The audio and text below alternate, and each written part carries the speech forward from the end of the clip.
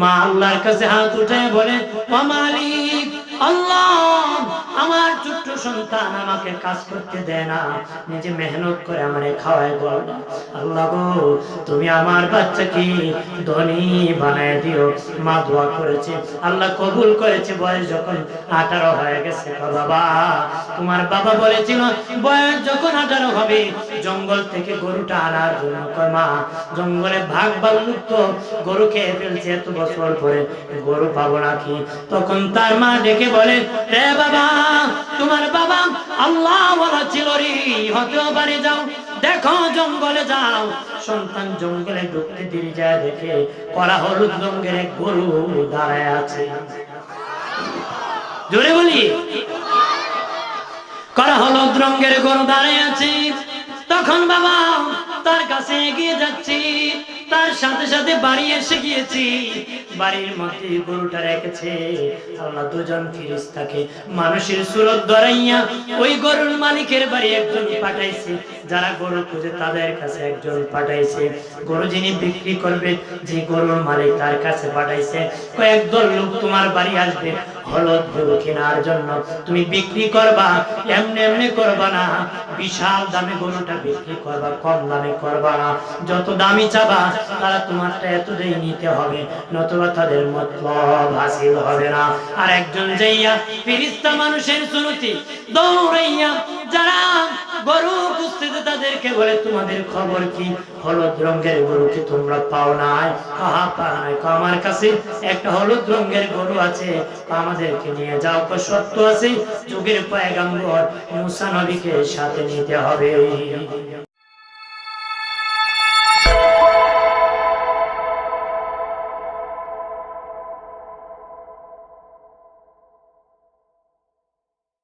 রে মুসা, যাও তুমি আবার ফেরাউনের দরবারে, এখন প্রকাশ্যে তুমি কালেমার দাওয়াত দিবা। মুসা নবী দেখে বলেন, আল্লাহ ও মালিক, আমি একা একা যাব? আমার ভাই হারুনকে নবুয়তি দান করেন, দুই ভাই একসাথে যাব। আল্লাহ বলেন, হে মুসা, তোমার ভাই হারুনকে আমি নবুয়তি দান করলাম, যাও। মুসা নবী যখন তখন রওনা করলেন। আল্লাহকে মুসা নবী বলেন, মালিক ও আল্লাহ, এই ফেরাউনের বাহিনী আমি একা যাব, কেমনে তাদের সাথে মোকাবেলা করব? আমাকে যদি বলে তোমার মুজিজা কি? প্রত্যেক নবীর মুজিজা আছে, আমার মুজিজা কি? দাউদ নবীর মুজিজা ছিল, উনি যখন লোহায় ধরে চাপা মারতেন, লোহা মমের মতন গলে নরম হয়ে যেত। সুবহানাল্লাহ, সুবহানাল্লাহ। লোহা মমের মতন গলে নরম হয়ে যেত।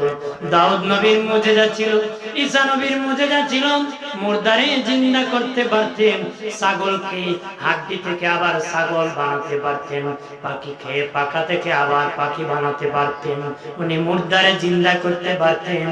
এটা ওনার মুজিজা ছিল। মুসা নবী বলেন, ও আল্লাহ, আমার মুজিজা কি?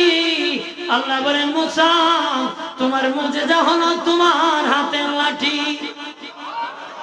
আর জোরে বলি, ভাই হারুনকে নিয়ে যখন ফেরাউনের দরবারে গেলেন, তখন বাহিনীর দারোয়ান নিযুক্ত আছে, ভাগ দাঁড়িয়ে আছে, ভাল্লুক দাঁড়িয়ে আছে। দারোয়ানকে বলেন, আমি তোমাদের খোদা ফেরাউনের পালক পুত্র মুসা, আমি এসেছি ফেরাউনের কাছ থেকে, ফেরাউনের কাছে কালেমার দাওয়াত দিব। কে দাওয়াত দিব? একটা কদর, একটা কবরের পালক পুত্র ধরতে সাবধানে, আগে অনুমতি জিজ্ঞেস করে যে আপনার পালক পুত্র মুসা আপনার সাথে দেখা করতে চায়। যে বলছে দেখা করতে চায়, ও নাকি নবী এসে প্রকাশ্যে নাকি দাওয়াত দিতে চায়। ফেরাউন করে বলো ওকে আসতে, ও চায় মস্কারি করবে নবীর সাথে, নবীর সাথে মস্কারি করে পারবে? জোরে বলেন, পার পাবে? বাইরে আমার খেয়াল করেন, ভালো করেন, ও বাবাজি, নবীর সাথে মস্কারি করে টিকে থাকতে পারে না। এই যুগে বলে আল্লাহর সাথে দুশ্মনী করে কোন ভণ্ড বেদাতি টিকে থাকতে পারে নাই। বলে আল্লাহর বিরোধিতা করে কোন ভণ্ড বেদাতি টিকে থাকতে পারে? দুশ্মনের অভাব নাই, বেদাতিতায় ভরা বড় বড় হুঙ্কার ইসলামের নাই। কথা বলা যেরকম আছে কিনা? এটা চলবে না, ভণ্ডামি ছাড়া আর কিছু না। নাই ইসলাম দাবি করে আছে ইসলাম, কথা বলা। বন্ড কারে কয়? যার মধ্যে যেটা নাই ওইটা দাবি করে, এর নাম বন্ড। এর নাম কি? কারণ আল্লাহ ধরা সত্য, আল্লাহ সুবানিও দেয়, কথা বলা। সুবানি চিনেন নি আপনারা? নিজে নিজে যে বুড়া, এটার খুব বুড়া নেই, এটারে কি কয়? পুকুরে যে নিজে বুড়া, এটারে কি কয়? বুড়া নেই। আর ঘাড় ধরে যদি ঢোকায় আর বার করে, এটারে কি কয়? সুবাই। আল্লাহ সুবাই বুঝায়। ভাইরা আমার খেয়াল করেন, ভালো করেন, এই জমিন আল্লাহর ওলি সাহেব কিবলার জমিন, এই সিলেট বাবা শাহজালালের দেশ। সাহেব কিবলা এই দেশে বাদি সহিহ আকীদা শিক্ষা দিয়েছেন, সহিহ পথ আহলে সুন্নাহ ওয়াল জামাতের পথ, যে পথে থাকলে কেউ সন্ত্রাস হয় না, ধোঁয়াবাজ হয় না। কথা বলেন না? এই উত্তরসূরি জীবনে কেউ বোমাবাজ হয় না, সন্ত্রাস হয় না, বাবাজি ধোঁকাবাজ হয় না, মুনাফিক হয় না। এটা আহলে সুন্নাহ ওয়াল জামাতের পথ, দুনিয়া থেকে জান্নাতের সোজা পথ, বেহেশতের পথ। একটু চিল্লায়া জবান করে বলি আল্লাহু আকবার। প্রাণের বাবাজি মুসা নবী যখন ঢুকেছেন ফেরাউনের কাছে, ফেরাউনকে তুমি নাকি নবী হয়েছে, কাহা নবী হয়েছে, তুমি আমাকে কালেমার দাওয়াত দিবা কাহা? ওই মুসা রে, সব নবীর মুজিজা ছিল, তোমার মুজিজা কি? মুসা নবী কয় আমার মুজিজা আছে হাতের লাঠি। আল্লাহ কয় মুসা হাতের লাঠি ছেড়ে দাও, চারটি দিরি বাবা অনেক লম্বা, অজাগর সাপ হইতে দেরি হয় নাই। এইভাবে হা করছে, ফেরাউন দিকে ভয় পাইছে। কিতাবে লিখছে কয়েকশো বার পাতলা পায়খানা হয়েছে। ভয়তে কি হয়েছে? ভয়ের ছুটি তার পাতলা পায়খানা হয়েছে। ডাক দিয়া কয়, এ মুসা তোর সব সামাল দে, রক্ষা কর। আমি বাসলেনে কালেমা পড়তাম, যেভাবে আমার দিকে তাকাইছে খেয়ে ফেলবে। এমনি মুসা নবী বলেন আমি নিজেই ভয় পেয়ে গেছি। আল্লাহকে বলি আল্লাহ গো কিভাবে ঈসা বাবার লাঠি বানাবো? আল্লাহকে মুসা ভয় করিও না, তুমি ধরো। মুসা নবী ধরতে দেরি, আগের মতন লাঠি হতে দেরি হয় নাই। যে লাঠি নিয়েছি এবার কয় মুসা এটা তো তোমার মুজিজা না, এটা তোমার জাদু। নাউজুবিল্লাহ। কি কয়? এটা মুজিজা না, এটা তোমার জাদু। মুসা নবী কয় না না এটা আমার মুজিজা। কয় না মুসা আগামী কাল আসবা, আমার জাদু বিদ্যাবিদ আসবে, তোমার সাথে জাদু দিয়া চ্যালেঞ্জ হবে। মুসা নবী কয় ঠিক আছে। উনি লাঠি নিয়ে হাজির হয়েছে, ৮০,০০০ জাদু বিদ্যাবিদ এসেছে, জাদু ছেড়ে দিবি। মুসা নবী কয় তোমরা ছাড়ো, এরপরে আমি আমার লাঠি ছাড়বো। ৮০,০০০ জাদু ছেড়েছে, সাপ অনেক প্রাণী ধরনের জাদু ছেড়েছে, সবগুলা হুঙ্কার দিচ্ছে। এমনি মুসা নবী তার লাঠিটা ছেড়ে দিয়েছে, এত বড় বিশাল বড় অজগর সাপ হয়েছে। হা করে নাই বাবা, নাক দিয়ে এইভাবে টান দিয়েছে, সাথে সাথে ৮০,০০০ জাদু মুসা নবীর ওই লাঠির ভিতরে সব চলে গেছে। সব জাদু মুসা নবীর মুজিজায় খেয়ে ফেলছে, সব খেয়ে ফেলছে। এবার কিতাবে লেখছে সাপের নিচে পড়ে অনেক লোক মারা গেছে, ঢুসাঢুসি করে ভয়েতে পলায় গেছে। বলায় কি বহু লোক প্রকাশ্যে ওই সময় মুসা নবীর কাছে অনেক এমপি মন্ত্রী কালেমা করে মুসলিম হয়ে গেছে। ক্ষমতা বাড়ছে না কমছে? বাড়ছে। বুঝলেন, এখানে যদি হাতি দৌড় মারে ঢুকে, হাতি করবো আমারে ফোন দেব নাকি? তবে কইব না আপনারে জান বাঁচেন, দৌড়ের ছুড়ে কেউ হাতির পায়ে ফিরে মরবো, আর নাহলে একজন আরেকজন উষ্টার ছুড়ে মরবো। কথা বলা এই সাপ যে বিশাল বড় হয়েছে, এমপি মন্ত্রী কেউ এটা তলে ফিরে মরছে, আর কেউ উষ্টার ছুড়ে আর দৌড়ের ছুড়ে মরছে। কেউ সাথে সাথে কালেমা করে মুসলিম হয়ে গেছে। মারহাবা কম। বাইরে আমার খেয়াল করেন, ভালো করেন, মুসা নবী কালেমার দাওয়াত দিতেছেন। কারুনের দরবারে গেলেন, কারুনের দরবারে। কারুন ছিল ধনী, ওই কারুনের কাছে মুসা নবী বলেন কালেমার দাওয়াত নিয়ে গেলেন। কারুন ডেকে বলেন এ মুসা, আমি কালেমা পড়ে মুসলিম হতে পারি, তুমি যদি আমাকে স্বর্ণ দিতে পারো তাহলে আমি কালেমা পড়ে মুসলিম হয়ে যাব। মুসা নবী তোর পাহাড়ে যাইয়া আল্লাহর কাছে বলে মালিক আল্লাহ, চিৎকার দিয়া বলেন আল্লাহ, আরো জবান করে বলি আল্লাহ। প্রাণের আল্লাহ রে কোথায় গেলে পাব তোমারে, প্রাণের মাওলা রে কেমনে ডাকলে পাব তোমারে। বন্দী হইলাম শয়তানের জালে, দিন কাটাইলাম হেলে দোলে, বন্দী হইলাম শয়তানের জালে, দিন কাটাইলাম হেলে দোলে।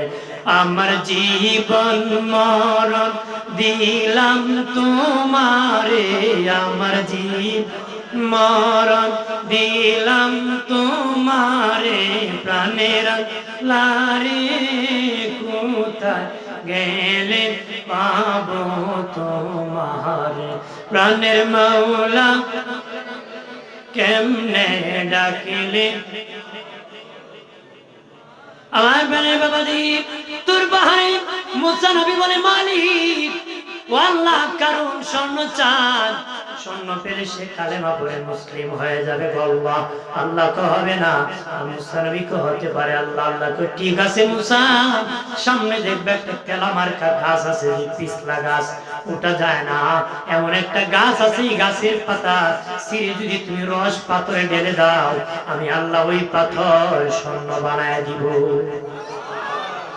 মুসা নবী গেলেন এই গাছের কাছে, যা দেখেন অনেক উপরে, লাগাল পাবেন না। উনি ভাবলেন একটু লম্বা কিছু আনবো, পাতা গাছ থেকে পারবো। আল্লাহ মুসা তোমার হাতে কি? মুসা নবী বলতে বলতে শেষে বললেন লাঠি আছে। বাবা আল্লাহ বলেন এই লাঠি দিয়া তুমি এই পাতাগুলা পারো। আল্লাহ অনেক উপরে, এ মুসা তুমি লাঠি ধরো। মুসা নবী লাঠি ধরেছে, গাছটা এত উঁচু, লাঠিটা এত উঁচু হয়ে গেছে, লম্বা হয়ে গেছে। উনি পাতা পেয়ে প্রথম বললেন আমি পরীক্ষা করব, দেখি স্বর্ণ হয়। রস নিয়ে বাবা পাথরের মধ্যে দিয়েছেন, সাথে সাথে 1 নম্বর স্বর্ণ হয়ে গেছে। এই পাতার রস বোতল জাত করে কারুনের দরবারে যায়, কারণ তুমি বলেছিলে স্বর্ণ দিলে কালেমা পড়বা, আমি স্বর্ণের ব্যবস্থা করতেছি, কত স্বর্ণ তোমার দরকার? সে বলে এই পরিমাণ আমার দরকার। মুসা নবী পাথর আনিয়া যখন রস ঢেলে দেয়, সাথে সাথে স্বর্ণ হয়ে যায়। এবার স্বর্ণ পাওয়ার পরে বাদি মুসা নবী বলে কালেমা পড়ে মুসলিম হয়ে যাও।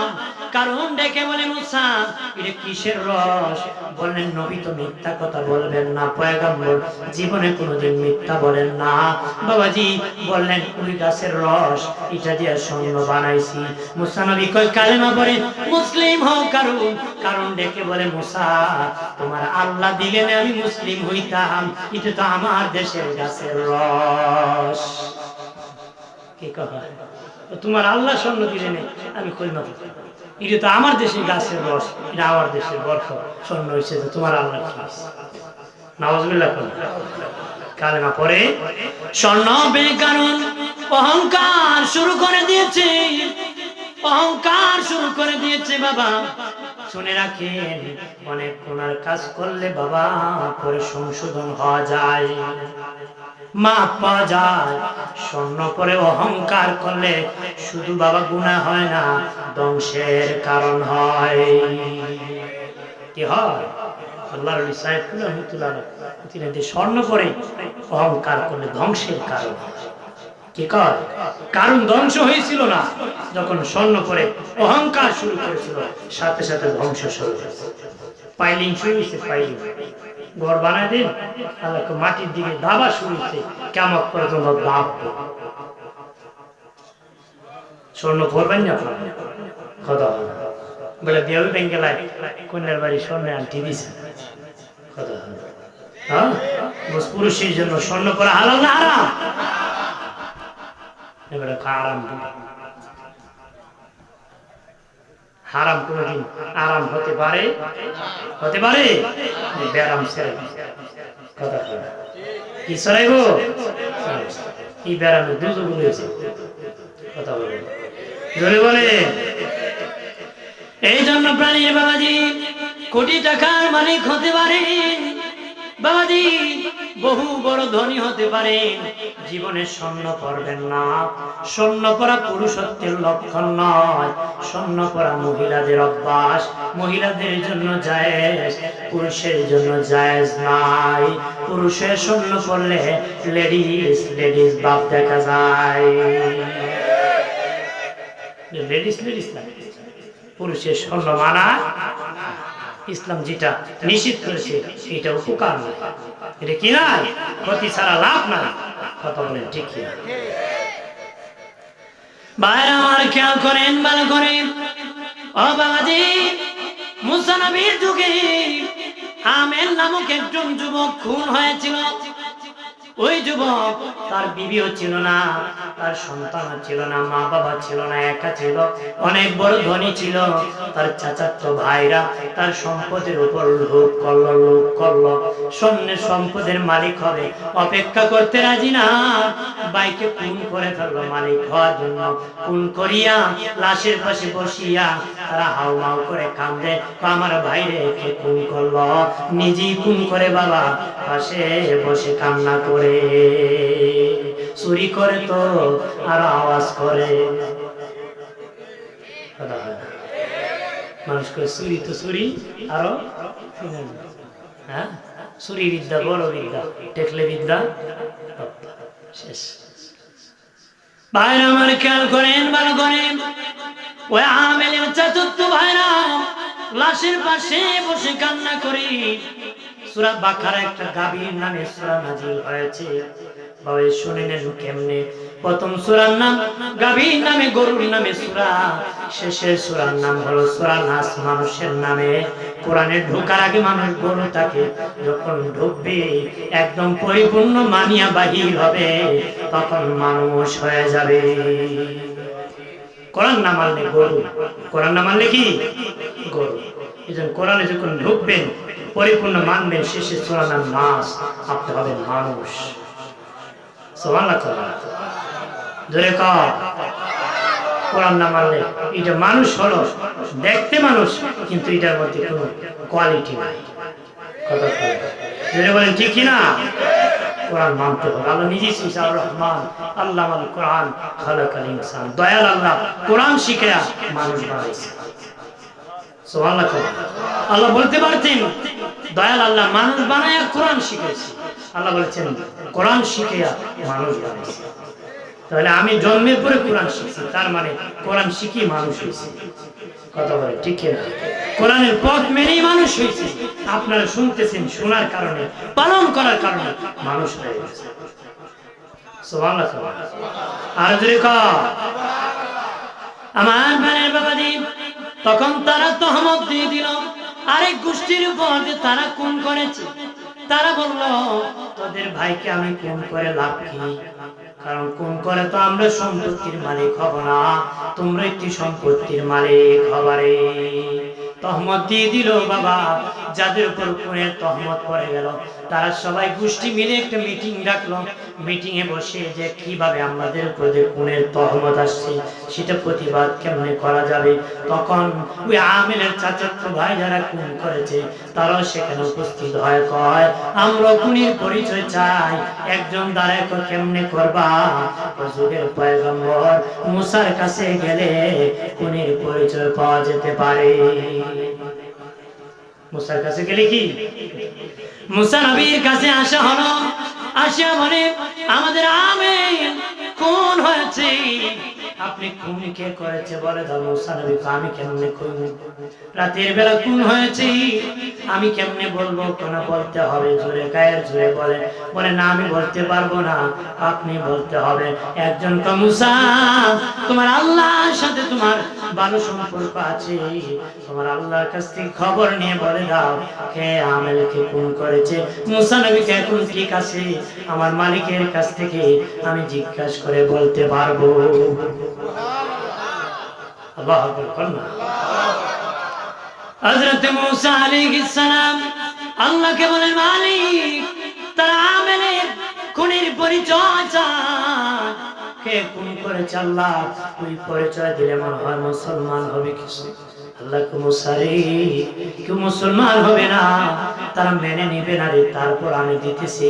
তাদেরকে বলো আবার ডাকে একত্র করে জিজ্ঞাসা করো সত্যি কি তারা আমেলের কুনির পরিচয় চায়নি? ডাকিয়া বলেন সত্যি তোমরা কি পরিচয় চাও? আহা পরিচয় চাই। এমনি আমার আল্লাহ বলেন মুসা তাদেরকে বলে দাও তারা যেন একটা গরু জবাই করে। গরু জবাই করে, গরু জবাই করলে আমি আল্লাহ তাদের খুনের পরিচয় দিয়ে দিব। তখন তারা কয় মুসা গরুর বয়স কেমন হবে? গরুর বয়স কেমন হবে? আল্লাহ বলেন মুসা রে বলে দাও গরুর বয়স পূর্ণ যৌবন কাল হবে, এটা অনেক সুন্দর হবে। হাল তার ঘাল কাঁধে কোনো দাগ থাকতে পারবে না, অনেক সুন্দর একটা গরু লাগবে। হাল চাষ করলে কাঁধে দাগ পরে, মাল বহন করলে পিঠে দাগ পরে, সুন্দর পূর্ণ যৌবনের অধিকারী একটা গরু লাগবে। এত বেজাইল্লা তারা কয় মুসা ঠিক আছে বুঝলাম, গরুর রং কেমন হবে? কি কয় গরুর রং? দয়াল নবী বলেন ওই সময় যদি তারা বেজাল না করে যে কোনো একটা গরু জবাই করে দিত তাদের মতলব হাসিল হয়ে যেত, কিন্তু না করিয়া বেজাল করে করে নিজেরা ভেজালে পড়ছে। তবে মুসারে গরুর রং কেমন হবে? আল্লাহ কো মুসা বলে দাও গরুর রং হলুদ হবে, হলুদ। তারা কো মুসা হলুদ বুঝলাম, কড়া হলুদ হবে না হালকা হলুদ হবে? আল্লাহ কো মুসা বলে দাও গরুর রং কড়া হলুদ রঙের হবে। কি হবে? কড়া হলুদ। এবার বুঝছি এখন গরু খুঁজো। দুই গোষ্ঠী রেডি সে সকালবেলা এইদিকে যায় ওইদিকে যায় ঘুরে, গরু তো আর পায়।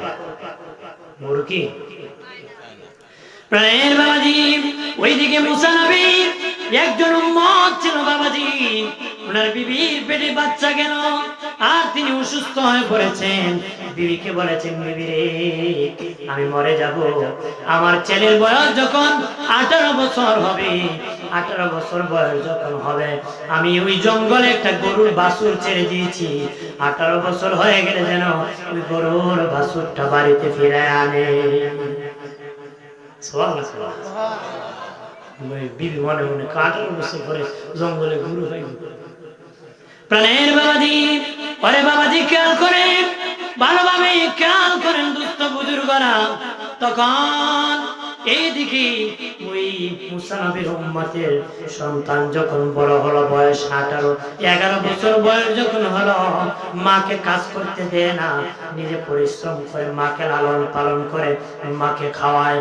মা আল্লাহর কাছে হাত উঠে বলে ও মালিক আল্লাহ আমার ছোট্ট সন্তান আমাকে কাজ করতে দেয় না, নিজে মেহনত করে আমারে খাওয়ায় গো আল্লাহ গো তুমি আমার বাচ্চাকে ধনী বানায় দিও।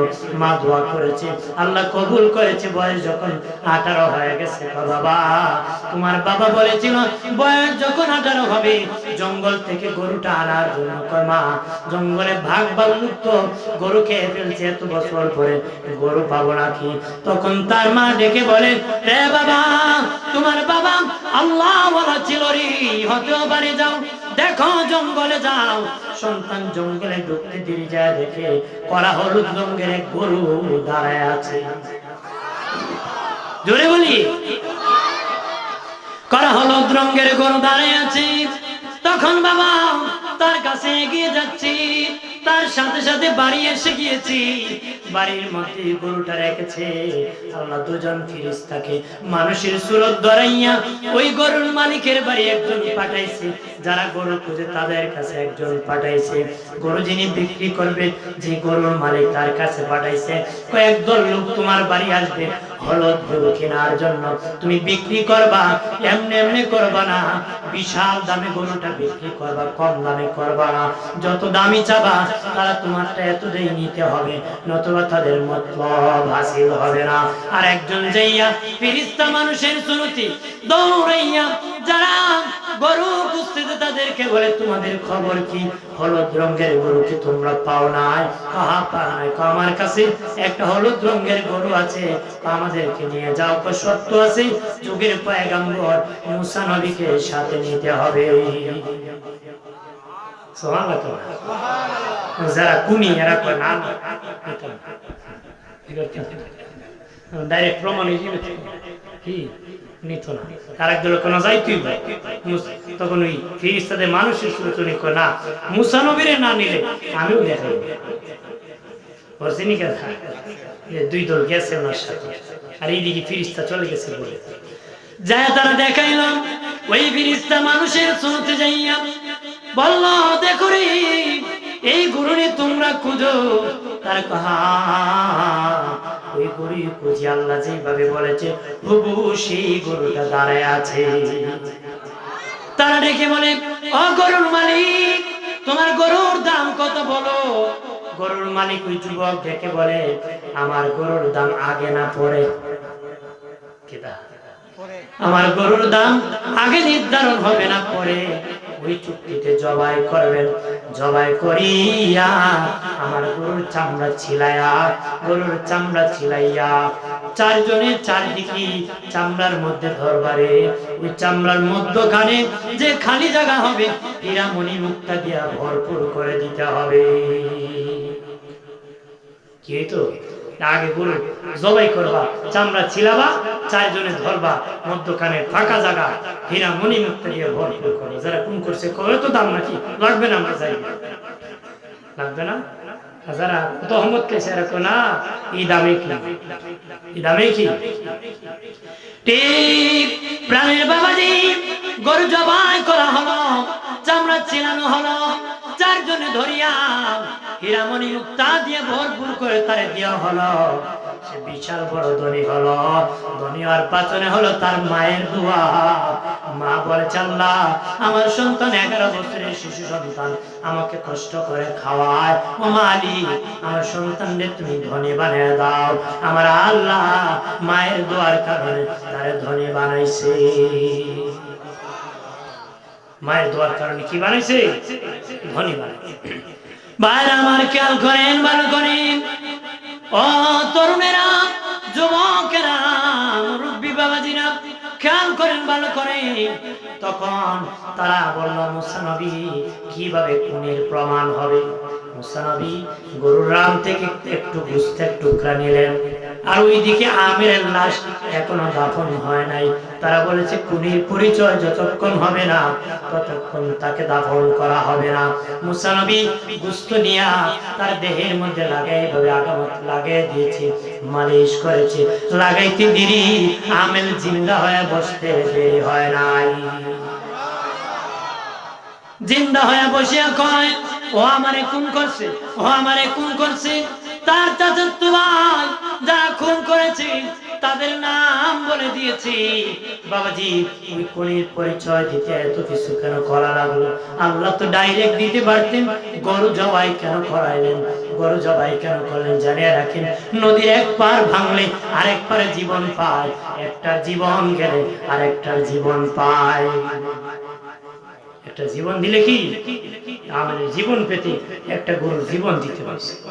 একটা গরু কি জীবন দিতে সদকা করেন, গরু করেন, ছাগল করেন, জবাই করেন, জীবনের বলতে জীবন, ওটার জীবন চলে যেতে হবে।